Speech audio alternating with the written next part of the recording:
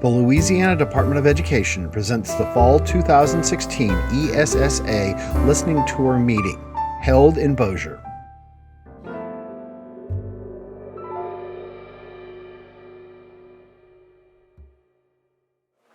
All right, we're going to get started.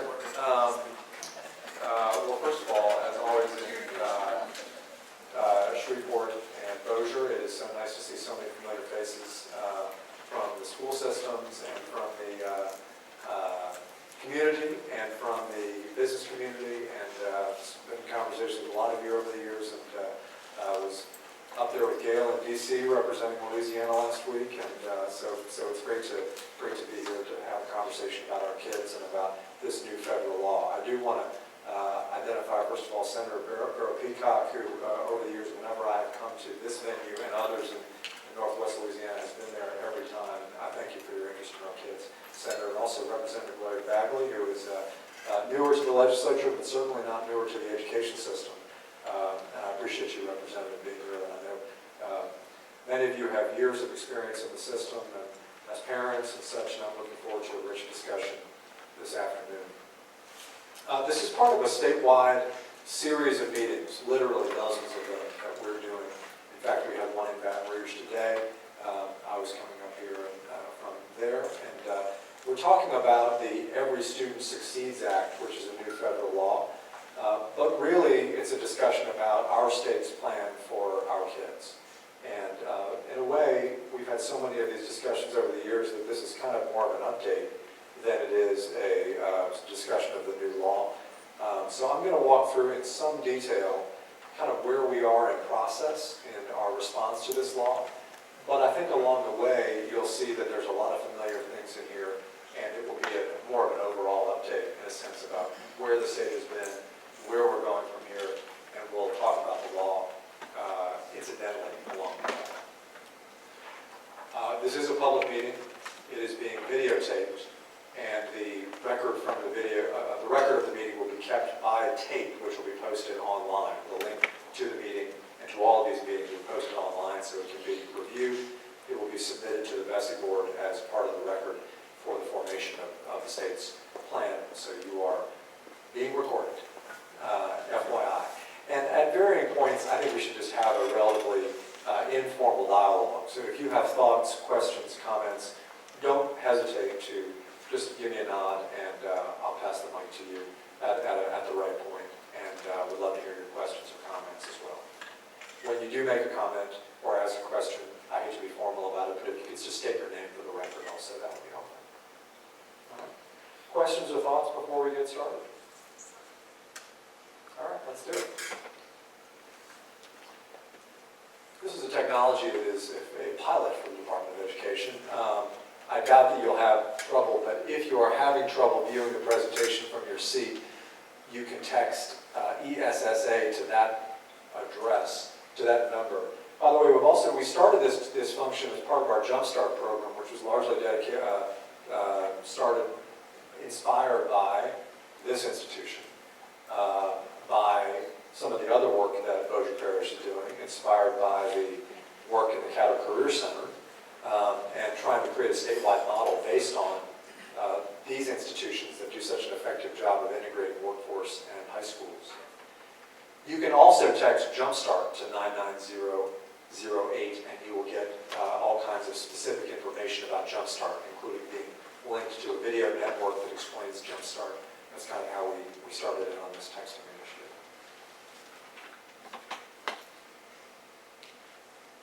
Okay, we're going to talk briefly about a couple of observations, just kind of take stock of the education system today and Louisiana's plan today.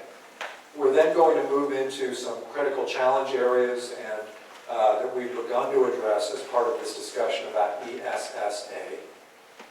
We'll talk about how we might address those challenges, and I'm going to spend most of this presentation in a pretty deep discussion of a draft document that we put out a month ago called the Draft ESSA Framework. And I'm going to go through the highlights of that document. And then we'll talk about process at the end of this and kind of talk about where we go from here. You should know two things about the process at the outset. First, this is happening in every one of 50 states. So this exact kind of consultative process is happening along with my colleagues in other states. Secondly, we are just at the outset of this. We started in August, and it will probably take us a year to get all the way through to a plan that is fully approved by the federal government. Our goal in our state, I don't know about the others, but is for us to have a plan that is approved by the time we come back to school next year, so that we don't get a mid-year,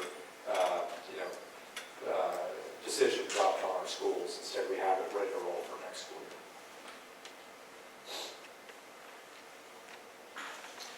Okay. Of course, when you talk about a new plan, people want to say, well, what is the current plan, and is it working? And so I thought we might start there. You will know that 5 years ago, Senator Peacock and his colleagues passed a piece of legislation called Act 3, which commenced a process of unifying the system of early childhood care and education. I'm very proud of that work that has gone on, meaning that we are raising up child care and Head Start to a level that is commensurate with our finest pre-kindergarten programs in the state. I'd like to see us expand it, and I was in a conversation with the governor this morning about child care and how we can expand access to child care after some pretty massive reductions that the state has experienced. But unifying the early childhood system is one part of our plan. Raising academic expectations to a level that is as strong as any state in the country, and aligning curriculum and assessment. I know it sounds like it should be obvious, but unfortunately it's not, that the curriculum, the standards, and the tests should actually be aligned with one another, and the training for teachers. Which leads to our third strategy. We are moving toward an environment where educators, rather than being trained in the ivory tower, are trained as doctors and nurses are in the classroom, so that when they come out of their college experience, they can be promised that they are effective educators because they have been full-time educators. I should note that Tony Davis, who just walked in the room, is our Bessie member from Northwest Louisiana, our elected Bessie member, and Tony voted to support the teacher residencies last week to give teachers a full year in the classroom before they come into the classroom, so I thank you, Tony, for that.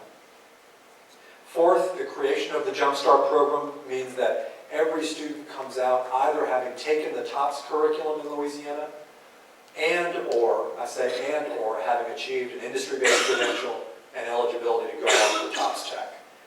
That is a critical piece of this. Every graduate has an economic opportunity, and we're the only state where families are required to make a choice as to whether or not to apply for financial aid. They don't have to apply for financial aid, but they've got to decide either we're going to or we're not going to before the young man or young woman graduates. Fifth, a relentless focus on struggling schools. And I know that when I think about my discussions with Superintendent Goree, for example, about the Caddo Transformation Zone and some of the work that's been happening, I'm very proud of the work that's gone on in Caddo Parish in particular regarding options and improvement in struggling schools. So if you were to ask me today, there's a lot that differentiates Webster Parish from Lincoln Parish and DeSoto Parish and Red River and Sabine and Caddo on down the line. But what happens in our state has been largely organized statewide around these 5 principles. And there have been good things that have come from it. It's not perfect, and we have a long, long way to go.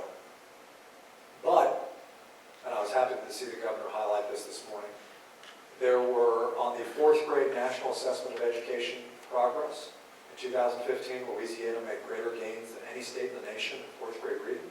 2nd graders in 4th grade math, and actually you can trace that all the way back to 2009.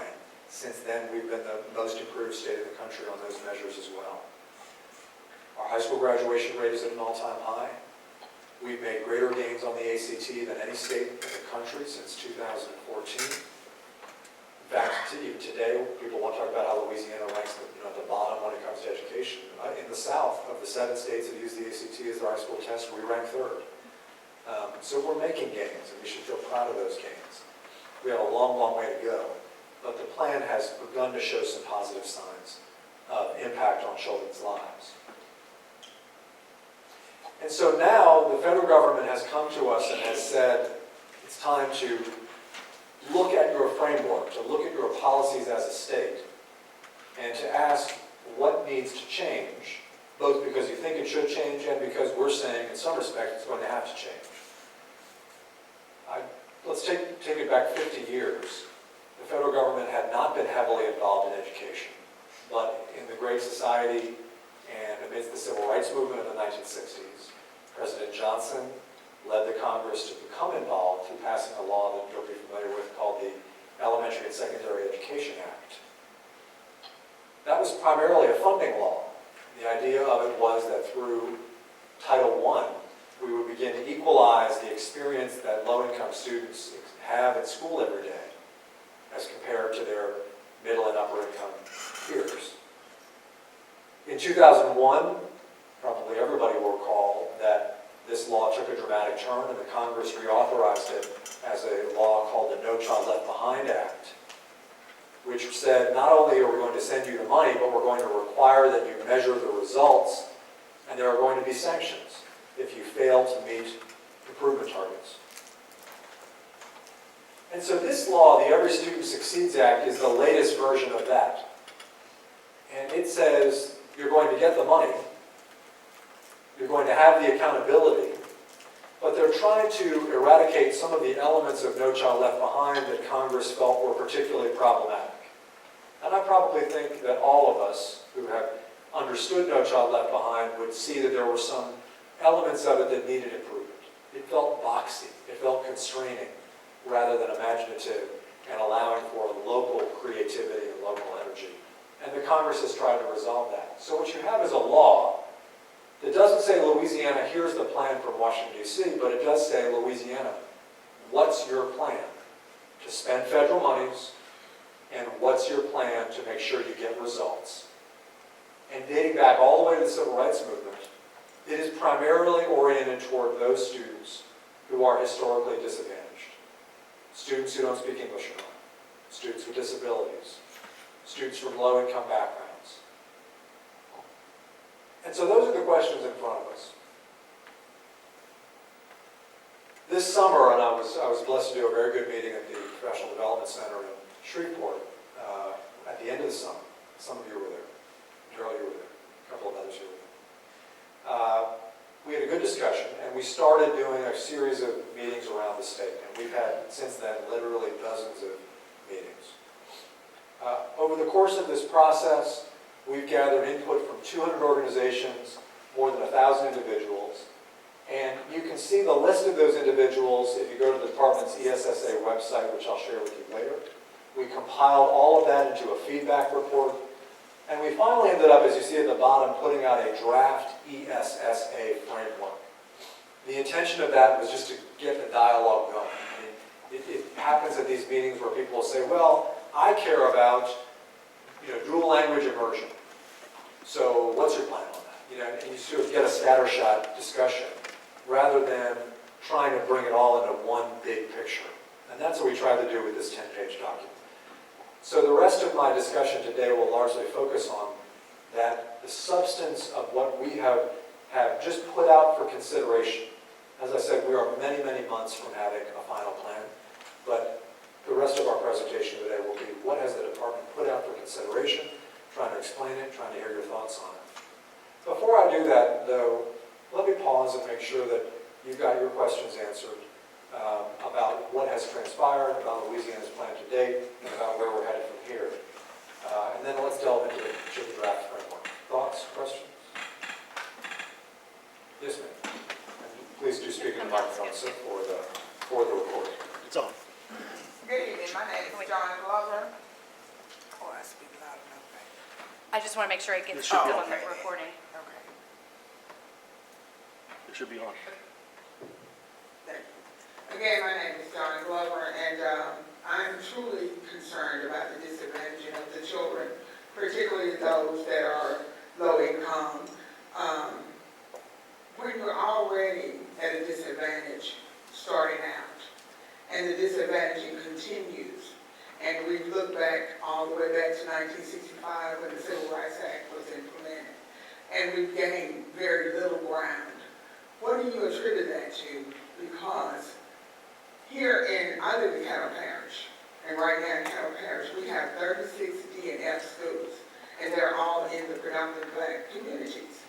And there has to be something that can bring about a change. And the change that we have been seeing, program after program after program, is not working. So there has to be something that's got to be concrete enough to deal with the issue versus a symptom of what we're trying to band-aid and not the problem itself. You know, I'm going to reserve the right to talk about that specific piece, if you would, on the next couple of slides. But I came with a couple of graphs, and this is one that I think you'll find particularly interesting, where I'll be really addressing schools that serve a very high percentage of low-income students, typically a very high percentage of students of color. And I want to talk a little bit about why we have such wide variation in performance. We have schools that are exclusively low-income, predominantly African-American, that are doing extremely well, and they're doing extremely badly. And I want to talk a little bit about why we have that difference, because I think on one hand you can attribute, of course, so much of this to multi-generational poverty, but the evidence is also there that there are schools that serve many kids who are part of that cycle that are doing quite well. And I want to talk a little bit about that when we get there. Hi, my name is Andrew Danishow. I'm with the Louisiana After School Network. Jumping off the point of struggling schools, we are concerned that the initial framework after school was not mentioned. And we have seen significant gains with the 21st Century program in working with struggling schools, particularly dealing with two of the major issues that underschool struggling schools, which is behavior, out-of-school suspensions, and chronic absenteeism, and also the strong support that quality academic assistance provides. And we would really like to see some sort of guidance included in ESSA on the role that after school plays, because I mean, not a lot of people know this, but in 2004, 5 million people nationwide participated in after school. Today it's 12 million. After school is going to continue to grow and be a valuable asset to helping struggling schools, and we would really like for ESSA to include some sort of quality framework that underscores the value of after school and how it can support struggling schools. Yeah, totally fair. Let's talk about it when we get to section 3 in this document, where we'll outline a little bit, but it's a fair critique of our plan that we did not get deep into it. As you know, the law changed significantly regarding after school, and that prompted a little bit of our change, but I'll talk about it a little bit, so thank you. Yeah. Mr. White, thank you for coming again today. Since the summer meeting in Caddo Parish, my name is Gerald Gates. I teach and work in Caddo Parish. I represent Caddo Association of Educators. Since the summer meeting in Caddo Parish, I attended an ESSA meeting in San Diego, and the focus was school mental health. I'm hoping that's a piece that Louisiana will bring to the table as it puts together its plan. Yeah, thank you. Thank you. And Daryl will talk probably a little bit about, touch on that issue, health issues in section 3 as well. So let's move into the proposal. Let's move into the document.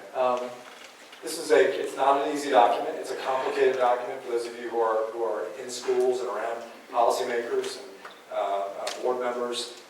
There's a lot here to consider from a policy perspective. So I'm going to move through it at a high level.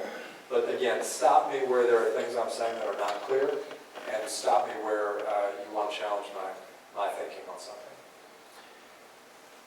The document has a number of elements to it, and I'm going to talk about 5 that in every problem that we're talking about in this section, we have 5 things to consider in this Louisiana document. The first is, what are the leading indicators that a school is doing a good job? Maybe it's the quality of its mental health programming, maybe it's the quality of its after-school stuff, but what are things that we can walk into and say, this program seems to be doing quite well, a leading indicator. Secondly, for every school, we have long-term indicators. What are the things that in the long run we want to measure based on student outcomes? Third, what is the state going to do to help school systems? And fourth, how will school systems plan to use $1.1 billion in federal monies that are associated with this law in Louisiana? And fifth, what's the role of the family? How do we involve families? How does Louisiana's plan contemplate and consider families in this process? So in everything I talk about today, you will hear echoes of all of these things. Leading indicators of success, long-term indicators of success, state support, how the district plans, and what the role of the family is. Of course, a lot of the long-term and leading indicators of success are captured in the state's accountability system. Whether it's in Bossier or anywhere else, we place a letter grade on schools, and there's a formula for getting there. And I will talk today a little bit about how the formula you see behind you, which is a formula that certainly Kyle, you and other educators who run schools are familiar with, maybe too familiar with sometimes. This formula, we are in our document suggesting should change to solve some of the problems that exist in our school systems that we've discussed. And so you'll see that these pie charts change from this to this. And I'll be talking about why those changes. We believe that the leading indicators, the way that we can walk into a school and see something right up front, and the long-term indicators that are in our accountability system should change. And I'll be talking a little bit about why. And I'll come back to this slide so we can reference it. I'll also be talking a lot about money. $1.1 billion is a lot of money. People don't, taxpayers oftentimes forget that in spite of all the local and state taxes that we pay to support our local school boards, in Louisiana, a very large percentage of our education funding is federal funding. In fact, in my agency, most of our money is federal money to run our state education agency. The federal government has, as the grant maker, the ability to say to Louisiana, how are you planning to spend the money? That's the essence of this plan, as it is, as our legislators know, in healthcare and other policy areas. And so we go back to the federal government and we say, in DeSoto Parish, in Webster Parish, what have you, the Enville Parish, we're going to spend the money this way. And that is a plan that we bring back to the federal government. So everything we're talking about here today is first a plan of how are you going to rate your schools and how are you going to spend your money. What are your leading and long-term indicators? What's your state and district plan to spend the money? And that pretty much is how it boils down.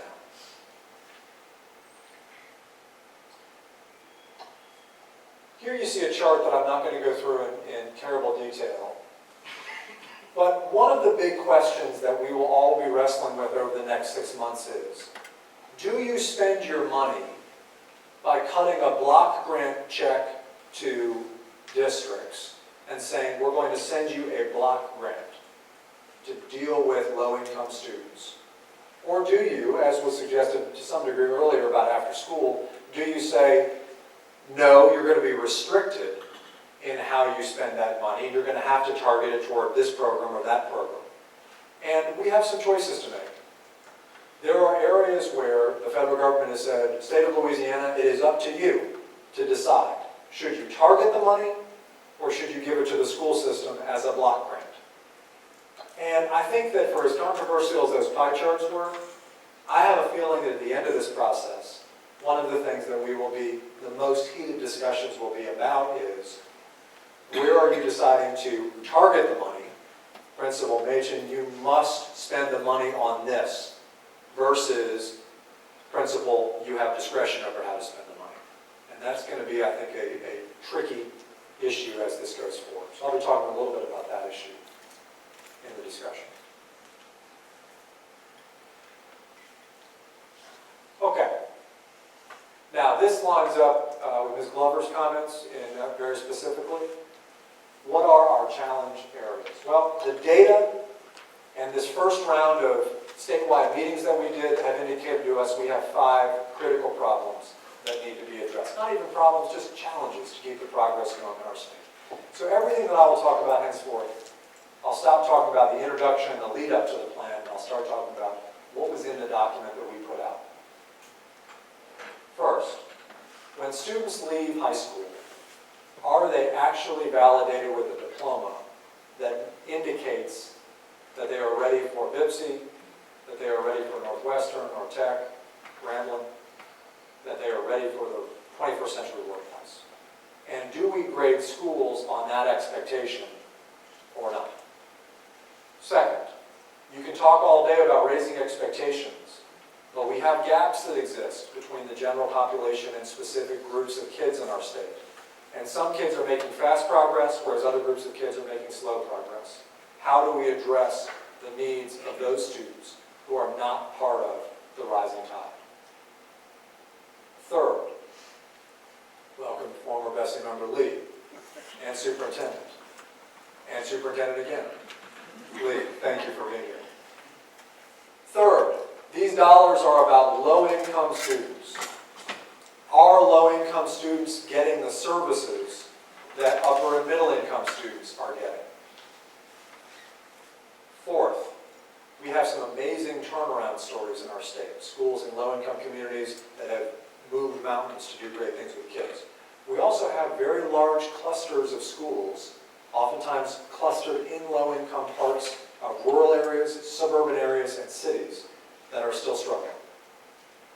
And fifth, everything we're talking about is amidst a beleaguered and outcompeted teacher workforce, where other industries are paying more, where we're cycling through teachers and having a hard time sustaining teachers, even when we can find them in the right subject and content areas. So the data would indicate 5 real challenges, and this plan tries to address those 5 issues.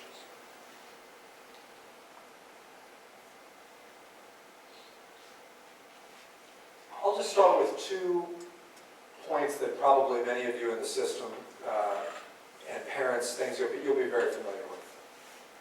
The top line is the line of students in Louisiana on the national test and on the Louisiana test that are achieving at a basic level in 4th grade reading. And we've all become very familiar with basic. The bottom line is the level 1 up, mastery, on the national test and on the local test.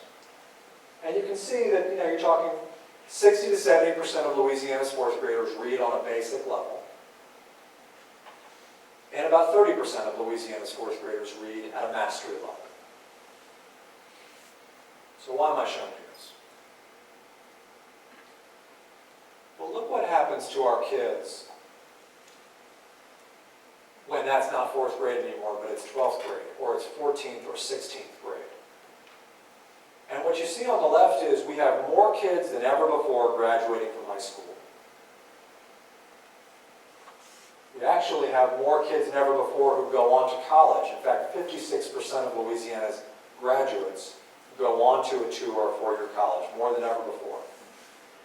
People want to talk about the cost of higher education, by the way. The only good part of that story is that part of the cost is we just got a lot more people going, which is not a bad thing. And the legislature and Bessie should take great pride in that. But third, a lot of those kids go, as you'll see on the 3rd bar, needing to repeat high school coursework. We're in a community and technical college today, a very good one. But 2/3 of kids who go to Louisiana's community and technical colleges have to repeat a high school course when they go. Even though they're in college, they're repeating high school coursework. And so it shouldn't be surprising that you see on the final bar, that percentage is the percentage of kids, or that number is the number of kids who actually end up graduating from a 2- or 4-year institution. We go from about 80% of our people graduate from high school to fewer than 30% who graduate from a 2- or 4-year college. Even though most of our high school graduates go to college, 2-year or 4-year. And when you trace back, who are these kids who needed to repeat high school coursework? Well, it turns out we knew about those kids before. Those were the kids scoring at the top. But we've always called basic good. And we've always called a high school diploma good. And those are good things. But it turns out they don't get you through college. And today in Louisiana, you get an A if you're a high school that averages basic and has every kid with a diploma. or an elementary school or a middle school. And our high schools and our elementary and middle schools have responded to the great demands that we have made of them. That's not the question. They've done an amazing job. Last year in particular, high schools literally went up on every single measure we asked them to achieve. The question isn't that. The question is it the right measure? And is an A truly an A? And that's a question that we're going to be wrestling with in this submission of our plan. And I'm not going to go through all of this. You can read up on it online. But our document proposes, just for the public's consideration, that we set a goal of a 21 being our state's average ACT score. Right now our average is 19.5. That we set a goal that 90% of our high school students graduate. Today we're a little under 78%. And that we set a goal that half of our graduates go on to complete a 2- or 4-year degree. Today, as I said, we're a little bit under 30%. And that we make an A in our system be about what is your average ACT against that 21 standard. We make an A about is your performance at that mastery level, not just at a basic level. And then we do it in a way, though, that doesn't drop schools' letter grades precipitously. We do it where we say this is a long-term target. We're nowhere near that right now. We've done well by asking our schools to respond to high expectations, but we're not expecting them to get there right now.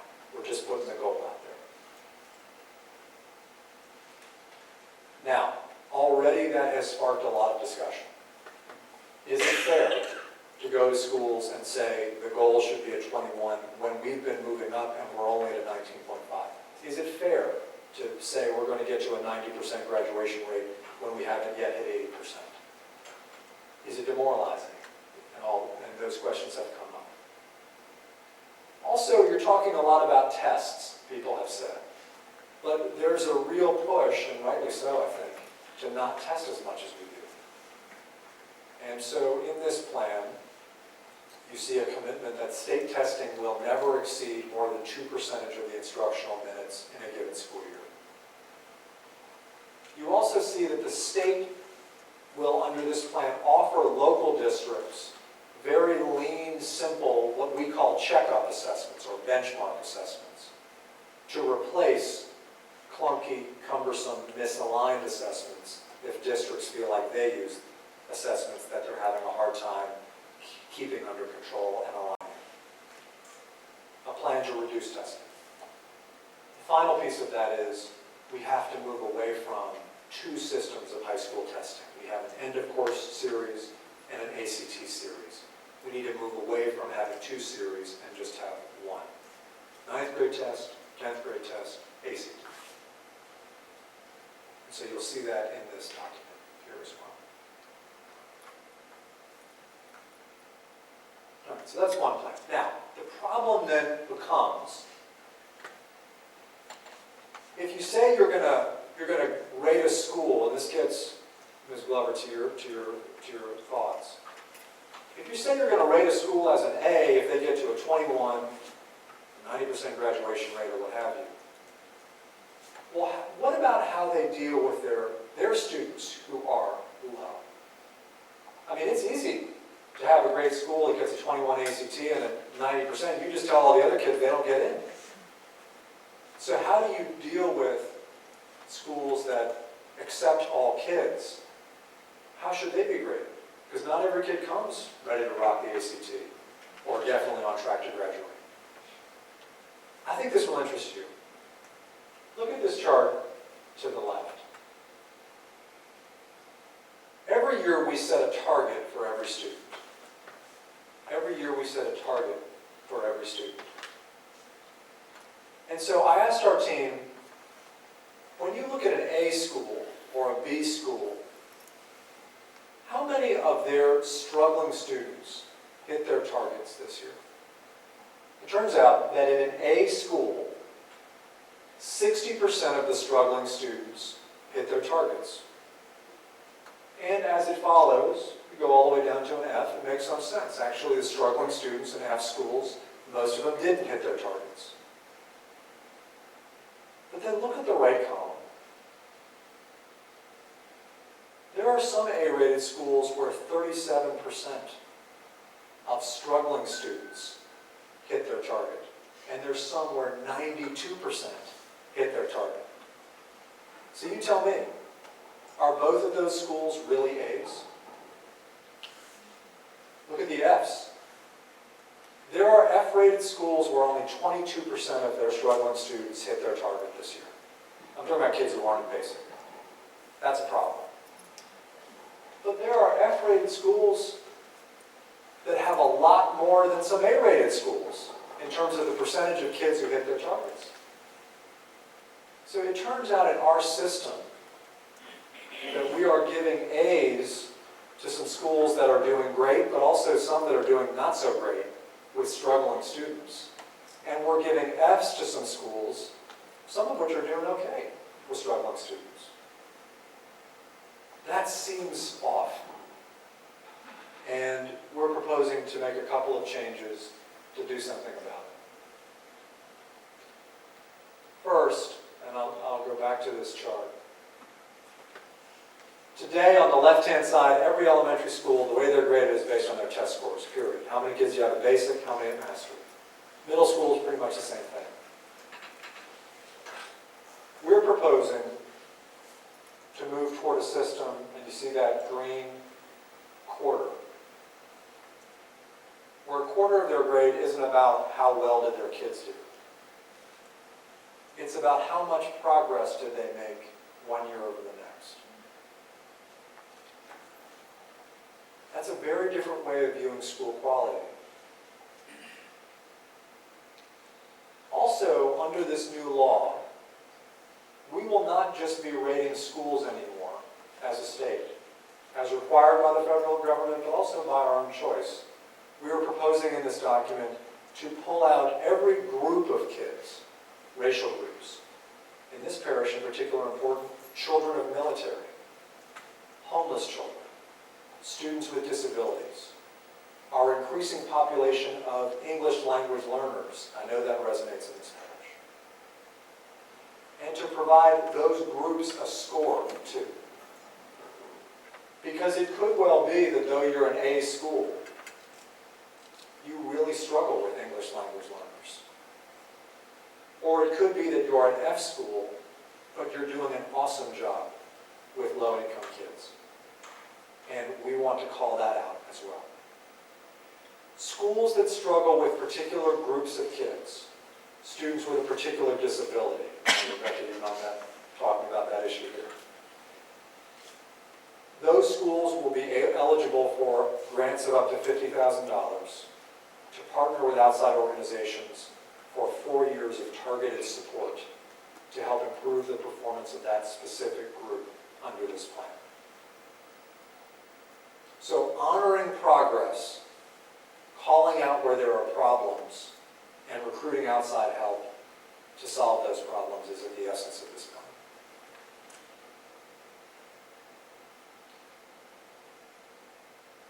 I think this is so interesting, and this, to me, when I discovered this, I was very humbled. Louisiana is a poor state by most measures. 67% of our kids qualify as poor under the federal guidance. By the way, I saw an amazing statistic in the presentation by the governor this morning, where 75% of births are Medicaid funded, which I just thought was just a staggering statistic when you think about what that means about the challenges in our state. 2/3 of our kids are qualified as low income.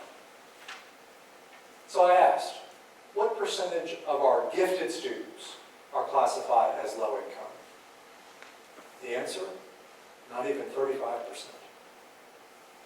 Meaning that you are only half as likely to be called gifted if you are poor as you are if you are middle or upper income. When giftedness is not supposed to have anything to do with how much money mom or dad has at home. It's supposed to be given to you, innate, a trait that you have. That seems to me to be an equity and an access issue. So I asked about other things, AP courses, early college courses like here, or I was just over at Northwestern earlier today. In those courses too, low-income kids are not getting parity relative to their peers. And so part 3 of our plan is a plan around targeting funds toward disadvantaged students to receive experiences that they might not otherwise receive as provided by their schools. And I could go on about this. We surveyed every high school in this state to figure out what jumpstart pathways are they offering. There are some places where every single pathway is offered. I was over at the new career center here in Bossier. I mean, this is like, this is the Shangri-La of jumpstart environments, okay? You go to other places, there's but one pathway. That's not equity. Giftedness, after school, arts courses.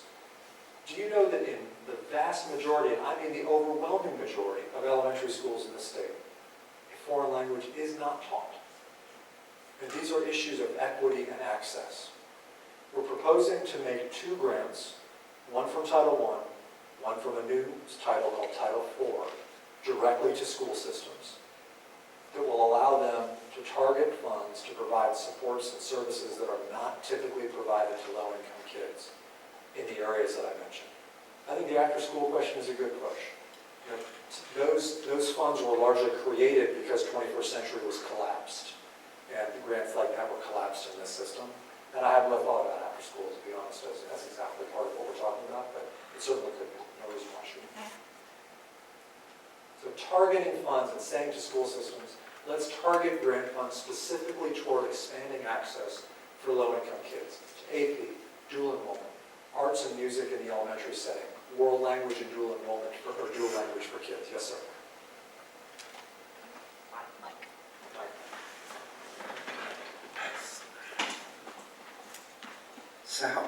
Sal Melatello. With that note, it seems like I work for Merrill Lynch, and I volunteer with an after-school program since 2004, and I work with the foundation from 0 to 3, trying to raise money for the tax credit. So 2 issues are important. But it seems like the disadvantaged student has been targeted because they can't make the school move its scores.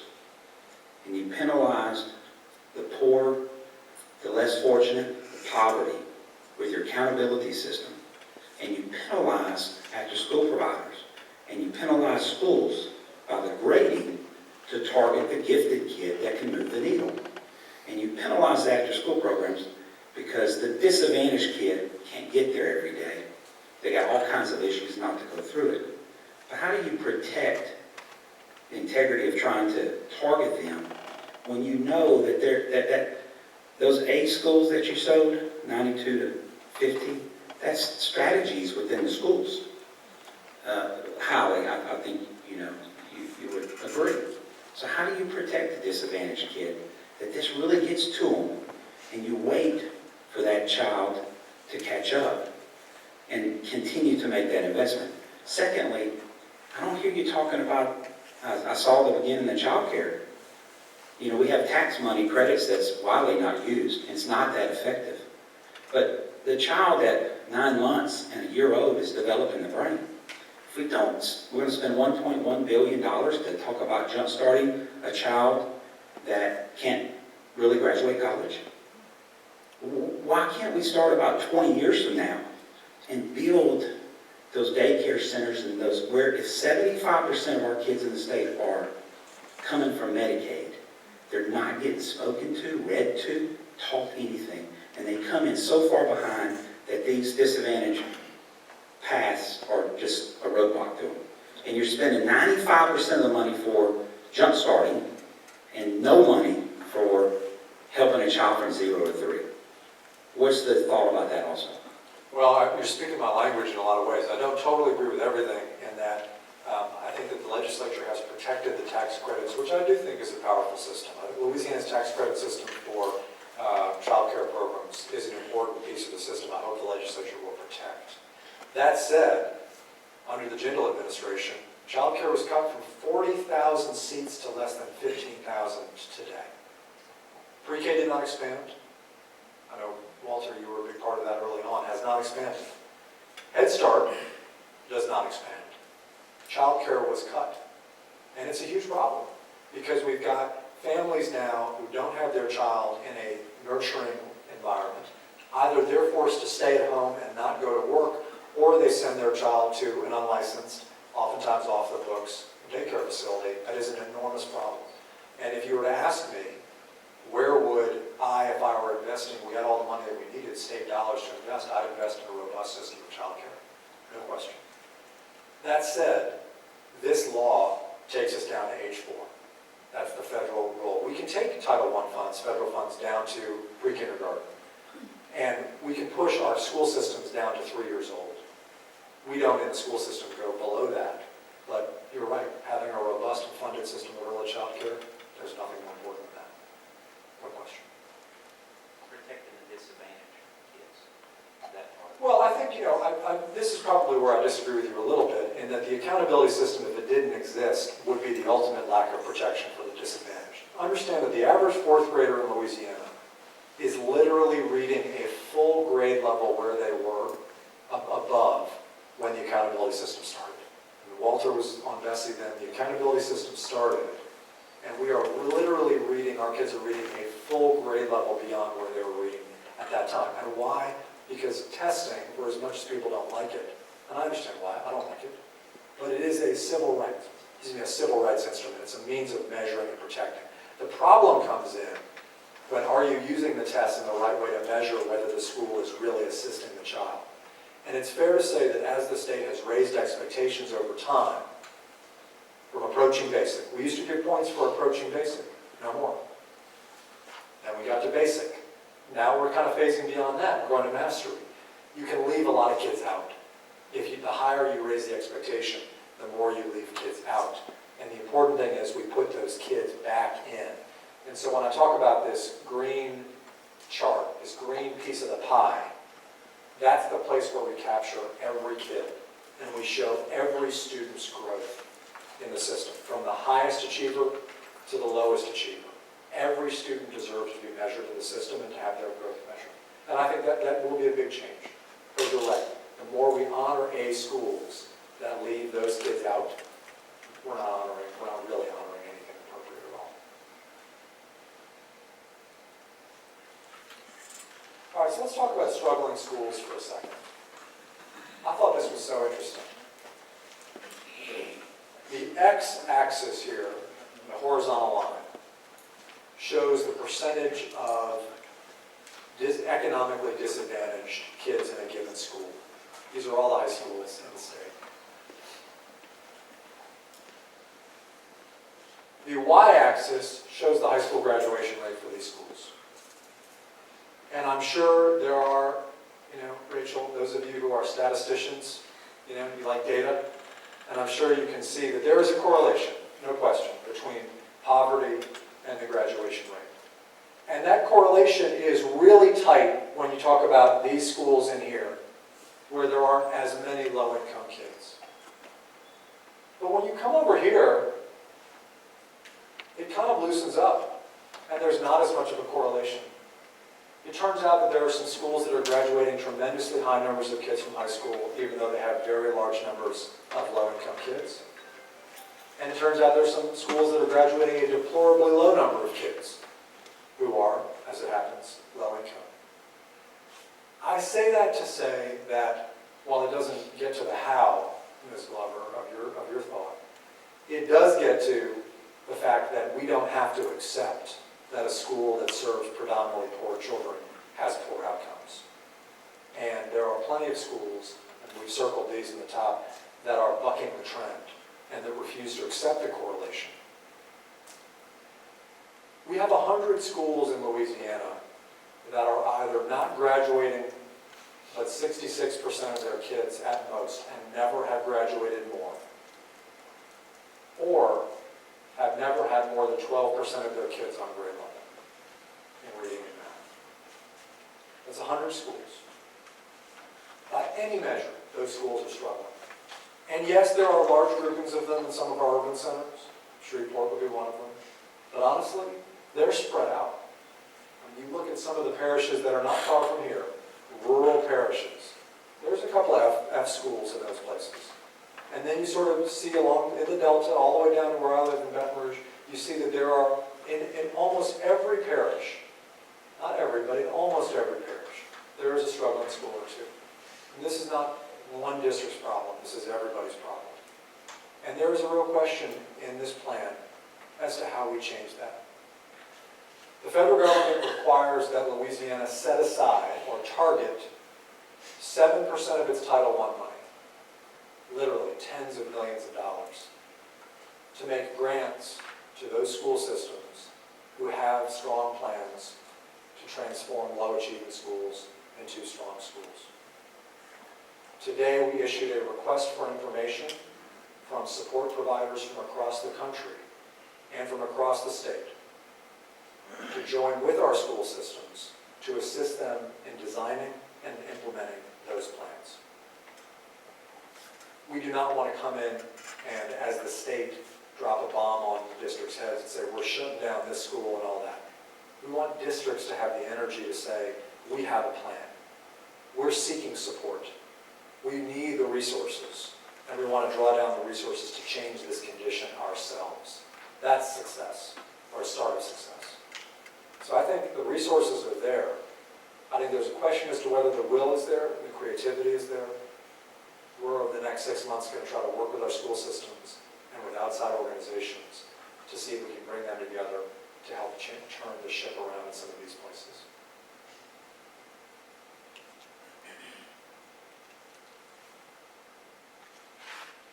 The last piece is what Mr. Davis was working on a couple of weeks ago at Bessie with me and his colleagues on Bessie, and that is our profession. And it's worth saying that our profession is being out-competed in a way that it is putting a great strain on everything that we do. The competition for graduates from our colleges who have degrees, especially in math and science, who are bilingual, engineering, is fierce. Organizations will pay our graduates exorbitant amounts, they will fly them all over the world, and we are competing with that for four-year college graduates. So we need to do whatever we can to create a competitive advantage for teaching again and to make teaching a more stable profession. Some interesting statistics.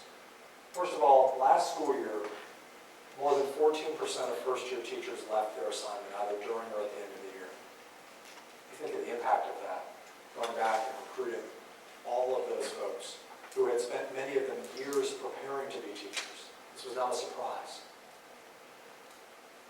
In a survey of 6,000 Louisiana teachers, the most recent survey taken, 50% of our newest teachers said that they felt like, on a yes or no question, they were not prepared for the rigors of the classroom. And you have to imagine that the turnover we're experiencing is related to that. And so we view this challenge as something that goes hand in glove with how well we prepare our teachers is going to be how stable they feel, how confident they feel, and how likely they are to continue to stay with us. Title II under this law are funds that go to school systems. And we have proposed to use our Title II statewide investment to further develop a system where educators in college come to us, are treated like doctors, are treated like nurses, are treated like architects, like attorneys, who actually practice their craft in the real-world setting of the classroom.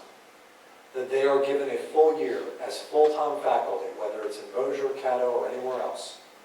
That they are tutored under a mentor educator who is a veteran and an accomplished teacher. And that at the end of that senior year of college, they are validated as outstanding educators or effective educators. So they should never have to come into the classroom wondering whether or not they are effective. If you have been funded in taxpayer-funded institutions for 4 years to be a teacher, and you come out and you are not effective, it is not shame on you, it is shame on us. We had 4 years to get you ready, and we could have said to you earlier on, you're not ready. and we didn't, and we passed you on to children. So this is how we're planning under this document to spend our Title II allocation. Is through the direct paying of mentors, 2,000 of them we will need, but also through the payment of college students who are residents who will now be paid a stipend to do the work in schools. We'll also be, by the way, allowing them occasionally to work as substitutes so that they can generate some income and help save school systems funding as well. Mr. White, what will be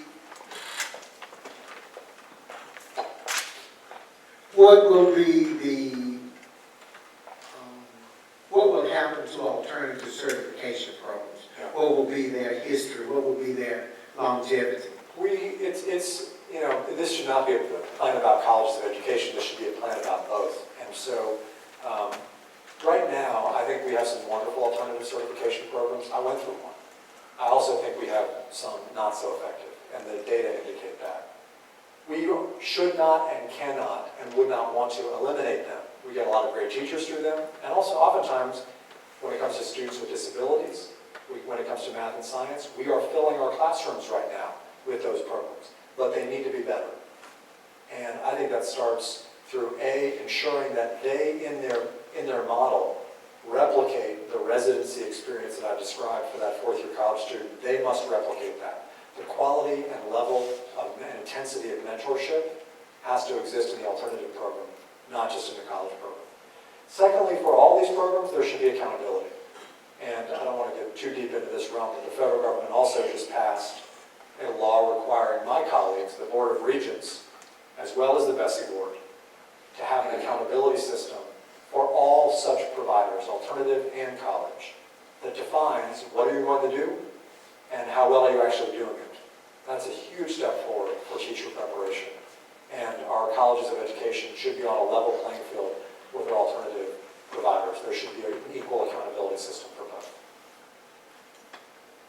To my mind, that should be, if in your region, Northwest Louisiana, if there are math and science shortages, how is it, alternative preparation program or college of education, that you allowed for there to be shortages? Why are you not recruiting teachers? Second, are the teachers prepared? Are they actually prepared to be effective when they come in the classroom? Those things should be gauged in an accountability system. So you've heard from me today kind of the essence of what it is that we are putting forward in this document. First, redefining an A to be both a higher expectation but also a greater consideration of whether all students rise.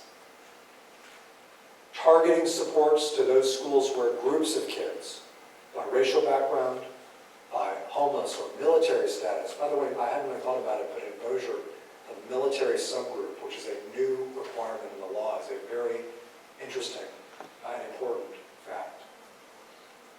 Targeting support to schools where those groups of kids struggle. Third, expanding access to services, and I'll think about the after-school comment through grants that are specifically about the range of arts, music, language, career coursework, college coursework, and perhaps alternative or after-school services provided to low-income students. Fifth, ensuring that there's a plan in every one of those 100 schools and the plan is funded to reimagine the most persistently struggling schools. And sixth, strengthening our teacher profession by starting early, bringing people into the profession prepared with a guarantee that they are effective before they set foot in the classroom. Now, you will read the document, you will see, as Kim will likely point out to me, we have not mentioned everything. Librarians, we have not specifically mentioned. After school, we have not specifically mentioned. Some people will be concerned that the 21 goal is too high. Some people will be concerned it's too low. Some people don't like 25% progress. They think it waters down the system. Some people think it's too little. They think there needs to be more representation. Every time we have these discussions, we are wrong more often than we are right. But all the comments that I've received about librarians, after school, progress of struggling students, to me, that's exactly what this process is designed for. We're going to go back and we're going to rewrite this plan. You can see it on the department's website. You can email us any thoughts at ESSA Louisiana@la.gov.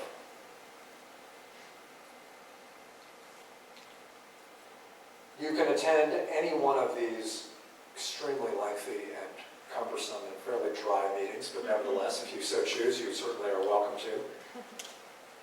And these meetings will go on at this level of intensity every month until the legislative session, which starts in April. And you'll see that this process of meetings will go through the spring and the summer, by which point there will be a final submission of a plan to the federal government. And as I said, our hope is that the process ends there in July, and that we get an approval from them so that we can come back and we can just start the year without there having to be the uncertainty of a federal process hanging over us. But I hope you know that we are hearing these comments directly. Those that strike us as, yeah, that is off, we'll include in our next draft. I think you can expect a next draft sometime in December, and we're just going to keep drafting and drafting and drafting until we get a final plan right and submit it to our board and Mr. Davis, as well as the federal government. I've exhausted my comments. Why don't I open it up for yours? I'm curious your thoughts. I appreciate the ones that have been shared so far. Yes, John.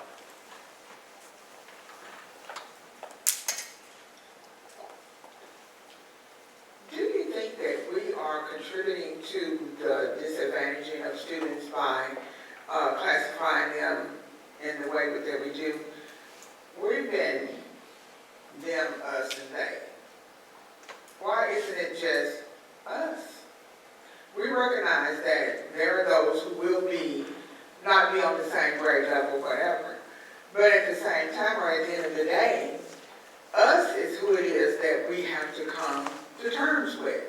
It's not because of the color of my skin or the economic status that my parents may be in, or that I may be homeless or whatever. It is, what is it that you're going to provide me, a student, that comes to you and says that, why am I different? And why is it that I need a program that brings me aboard? Why am I not given those tools from the onset instead of waiting until I get to where I am now, where I can't read in the first or second or third or fourth grade? Why did you do this to me, and yet I have no answer to give you? That's where I am with this whole process. I struggle with the labeling issue too, and I do think that, for as positive a thing, for example, as special education is, no question it can be that labeling a child is the worst thing that you can do. And I think that we have to grapple with that. If you don't call it for the problem that it is, maybe nothing will get done about it. But on the other hand, if you call it a problem and you write it down, all of a sudden a child or a group of children or a whole school full of children become a problem. And I think that, to me, the only thing that we can do, therefore, is to try to make sure that we are celebrating success as much as we are calling out failure. And I think that our system today has done a good job of calling out good things. I'm happy that schools are raising their dual enrollment levels and their AP levels and their early childhood enrollments. Those things are great. But we're also calling some things failures that maybe aren't, and we're calling some things successes that maybe aren't, so we've got to correct that here too.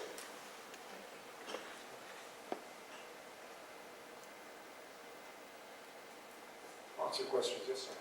Can you, So, when you take some money to states, If early childhood is important to you and you're getting this money, can you allocate in your plan to spend this money to supplement or take care of what's going on in school now, to reallocate the money in the state that spends for education to go to 0 to 3-year-olds?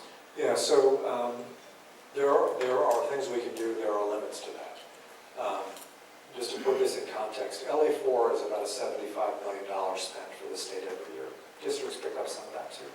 That's our pre-kindergarten program. Head Start is entirely from the federal government, just to its own program, which leaves child care. Child care has been cut in half over the last 8 or 9 years. So we didn't take a step forward, we went backwards from where we were in 2000, around the time of Hurricane Katrina. So we've done a little bit to make that up. Our team actually won $40 million in federal grant funding specifically for child care, Head Start, and pre-kindergarten, a competitive grant process that's allowed In Shreveport specifically, a significant increase of early childhood seats, both in childcare and in LA4. I'm very proud of that. School systems also spend some of their Title I monies on 4-year-olds, and that oftentimes allows them to take Head Start dollars and push it down to 3-year-olds, which is great. But birth to 3, this is where the rub comes in. Birth to 3, Head Start does not cover. Pre-K does not cover. For the most part, school boards does not cover. Under the law, birth to 3, you're either at home or you're in child care. And child care is not funded with education dollars historically. It's funded with state general fund, meaning yours and my state tax dollars, or TANF, Temporary Assistance for Needy Families. And that's a question the legislature is going to have to wrestle with. You can think of it this way. This is not the fault of any legislator whatsoever. It is something that we all just need to grapple with. The more education money the TOPS ended up taking at the top, the more general fund was moved from child care. The more TANF was moved into child care. When TANF got tight, TANF got cut, and now we don't have a strong child care system. And as you're suggesting, it's the child care parents, that single parent who's struggling to get to work, who's working 20 hours a week. That's the voiceless parent that's struggling for that child care option. There is no more important element, I don't think, of the state budget right now that needs to get solved than that one. But you notice newspapers don't write about it. It's not on TV. TOPS is on TV every day. This isn't on TV. And why? Because it's the most disadvantaged, by definition, it's the most disadvantaged people. So I'm in agreement with you. We're doing everything that we can. This is something that the governor and the legislature need to prioritize in a very, very tough time. I know that's not a wholly satisfactory answer, but I'm just bringing it to your point. That's the reality of it.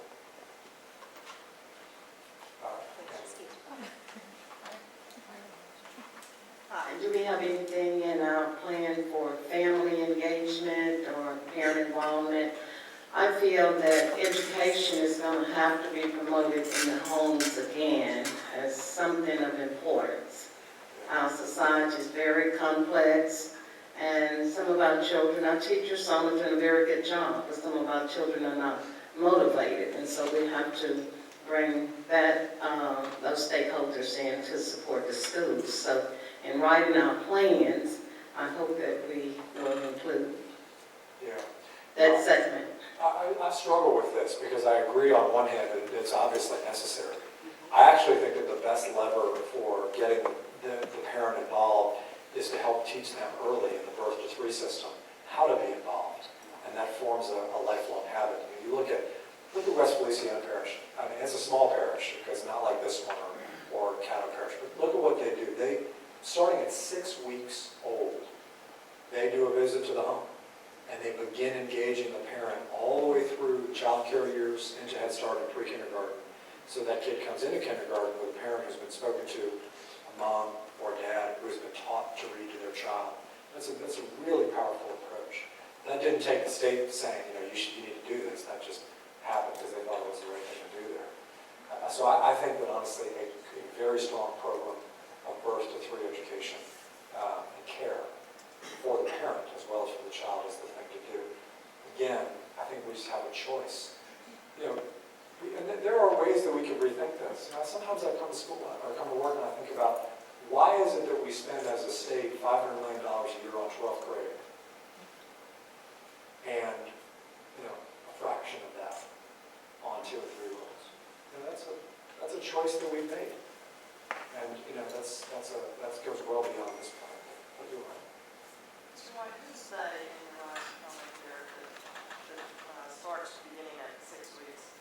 Is that the school board or is that the West Louisiana School Board. board actually sets They it? they oversee Head Start, and they started a program probably around 2000 that does, we were just talking about this in Anchorage, that does that kind of early education and early engagement. Now, that's a school system of 3 schools.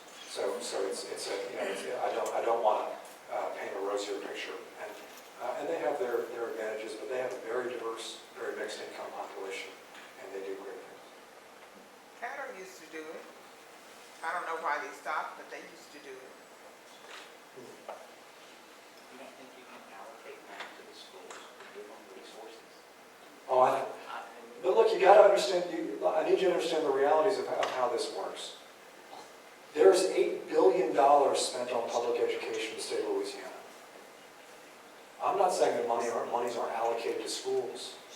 I'm saying in the way that we have defined what a school is under the law, and the way that dollars are allocated federally, state, and locally, there are three education systems, not one. There's an early childhood system, there's a K through 12 system, and there's a higher education system. Those lines are totally arbitrary.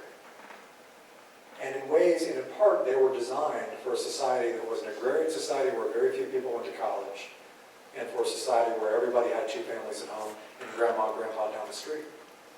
But no longer is that the case. And so I do think I'm not arguing with you as to whether or not we have a true question of the structure of our system and does it work. But that's not a question of just is there enough money. That's a question of to whom does the money go and for what do they feel that they are responsible. And under the law, school systems are apportioned money for kids roughly 4 to 18. And the systems are funded unequally. That would give a good thought for after school. I have to give that thought. When we were at Oak Park, it was a failing school. We tracked every kid. We started there in 2004. Before they moved it to the Bethune campus, it became a blue ribbon school. I have documents that every fourth grader that passed the leap, except one that year, was in over 1,000 extra hours of after school since they were in kindergarten there. So if a kid can't get it through 0 to 3, which is the most formative years, then you should consider the after school and more time on task in protecting them from their environment, because maybe their parents can't take care of them. I wish every parent had that desire and wanted that, but that's another important to give more time to those kids, to give them resources and to put an environment around the after-school providers that we had 7 or 8 years ago that was more structured from your staff in your organization to develop these programs to help them help the school systems with resources that can add to teacher salaries. Yeah, I take your point. I think that, I wouldn't say that the effects of every 21st century program, which is so this is one grant program that was very prescriptive within No Child Left Behind, allowed a whole industry of after-school providers to flourish for many years, now more questionable under this new framework. I don't think every provider has the success story that you're describing, but that's not to diminish the importance of after-school. This law is oriented more around local decision-making about those issues. I'm taking away from this meeting that we need to think more about whether we prompt locals to make decisions about after-school, and I appreciate the comments. Yeah, I'm certainly welcome further dialogue about what you're seeing and what you need. Yeah. When you say locals, who are you specifically talking about? I mean, it seems to me like a lot of the ideas that you are suggesting are policy decisions or political decisions of some sort and whatnot. If we are interested citizenry, who should we begin contacting? Well, I think it's and how should we mobilize our efforts in order to suggest some of these changes that we believe will help our underserved kids? You're right about the policy piece. The state sets education policy. The Board of Elementary and Secondary Education, the legislature, they make education policy. But as it regards the plans to actually service those children, it's the school boards. So, I don't think anything that's been discussed today is out of the control of our local school boards to do. Nobody's preventing anybody from doing any of these things that have been discussed. The state has the big levers, but the fine levers as to how you serve each individual child is a truly local school board issue. And our job is to distribute the money and to set the targets in a way that is the most fair to direct people in the right direction. But what direction they choose to go is, that's a matter of local discretion. Now, I would say to you that I think that society has increased its interest in reaching the education system further down without really without state or locals to the taxpayers and saying, are you really interested in funding this? And in most places, the school systems therefore are saying, hey, wait a minute, I go to my local tax base and I say, will you fund us to educate kids in kindergarten through 12th grade? That's my job, that's my mandate under the Constitution. And, so I don't want to put any of that on local school boards. They're doing what they are charged with doing under the Constitution. But I do agree that a system that operates at $10,000, $11,000 per child when they're 5 through 18, like $2,700 per child when they're 2, and only 15,000 of them, you do the math on that. It's not equal. Hey, my name is Joseph. I'm way too close to that microphone. My name is Joseph Harrington. I had a question right at the end. You talked about how we should know whether or not this has all been approved and we can start, rolling this out like in July. And so school starts, in August. So I was wanting you to speak a little bit about how the rollout process would go, how we could start, transitioning to this. Yeah, the most important thing from my perspective is that we try to give schools as much lead time as possible.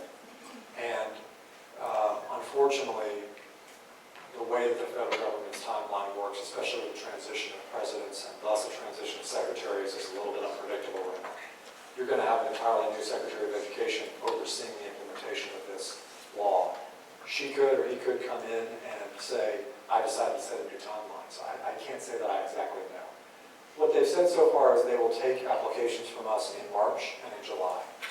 We are hoping that in the earlier deadline we can get in there so they can review it and they can get it back to us by no later than the summer. I think it would be a real shame if we sat around and just debated until the middle of next year. Then we said to school leaders, we're going to grade you on test results that are coming out in 2 months, or that you're going to take in 2 months, and you didn't even know how we're going to grade you before 2 months before right now. So I want to avoid that, but I have to say a little bit of that is out of our control. We're pushing as hard as we can to get it done.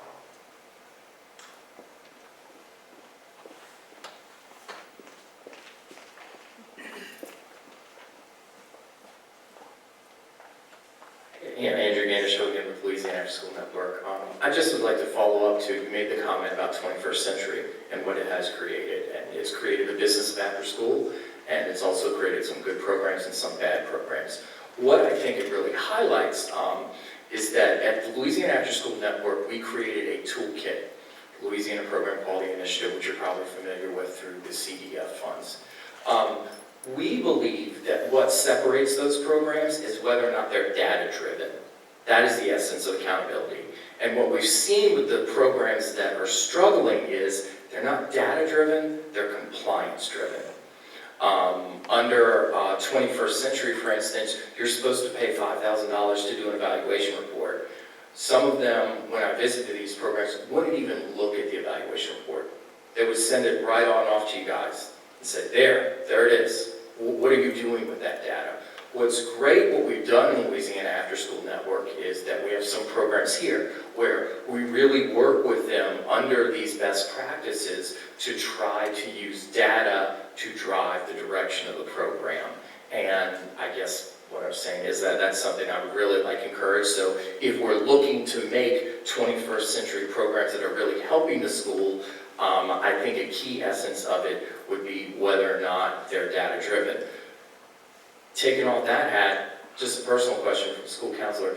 You have the dot chart up there. Were there any common characteristics on those schools that were found, like absenteeism, behavioral issues, anything that was found within those schools? I'm just curious. So that's the second question. Well, no, research indicates that, I can't speak to those specific schools, but just generally, yeah, no question, research indicates there's a lot of correlating factors in schools that you could measure that indicate are predictive of whether or not the school is going to succeed. And absenteeism is certainly one, organizational structure is another one, professional development, time, teacher-to-teacher time, time on task for the child, all of those factors are predictive of school improvement in the long run, no question. I can't speak to those specific schools. My last question. You stated that once the plan is submitted, well, they wanted to know how the money is going to be spent. Are we guarantee that once the plan is submitted to the federal government, that it will be accepted from the state of Louisiana? That is not a guarantee that I'm ever willing to give. However, the Secretary had 60 days. You know, they were very concerned, and the Congress was, that the Secretary would try to control things that the Congress didn't want. And there is, rightly or wrongly, become a lot of suspicion between the Department of Education and the Congress. And they said that the Secretary cannot sit on the application for more than 60 days. He must either say, I reject it because of these legal reasons, or I approve it. He cannot just sit on it.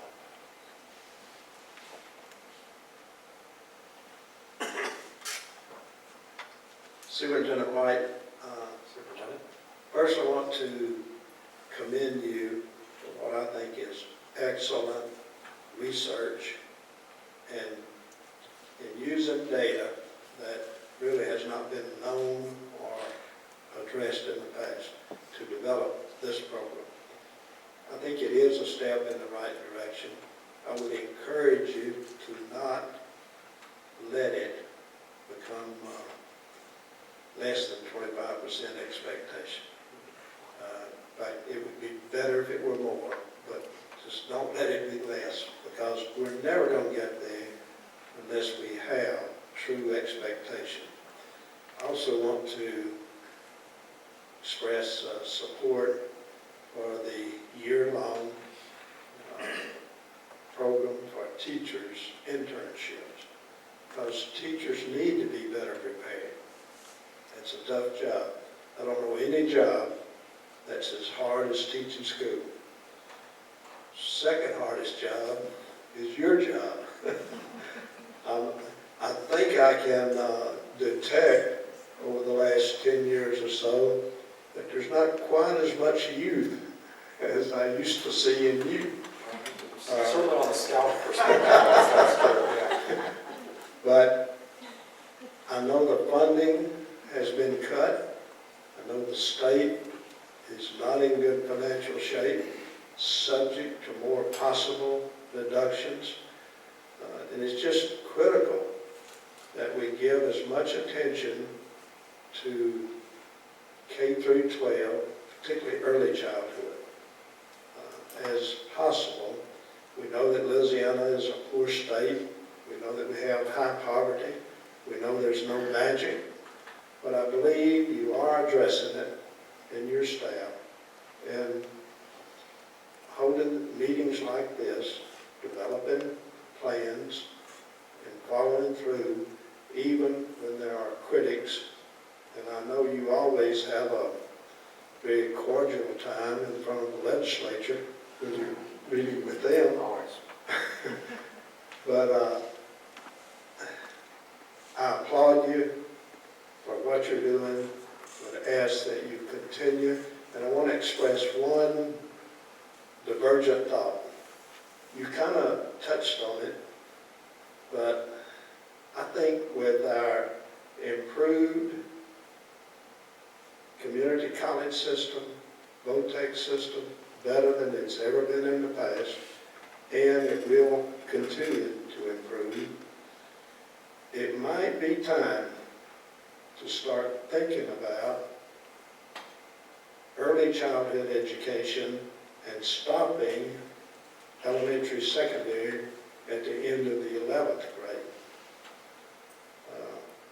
And let the community college system pick up at that point, because it's four-year-old program in particular that's really needed. We all know that those first 5, 6 years of a child's life is more learning, more important than all of the other years.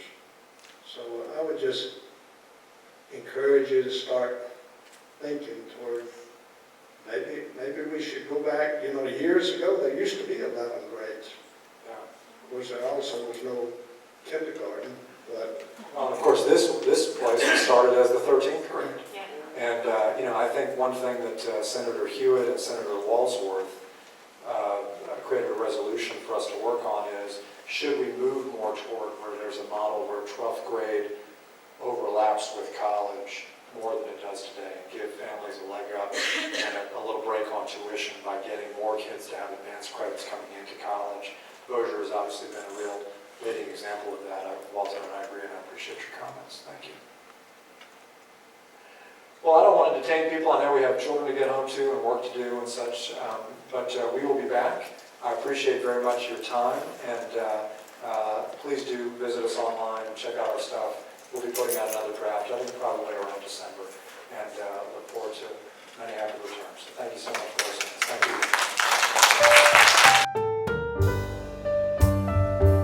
This has been a presentation of the Louisiana Department of Education and is copyright 2016, all rights reserved. For more information or to contact the Louisiana Department of Education, on the web go to www.louisianabelieves.com or call 1-877-453-2721.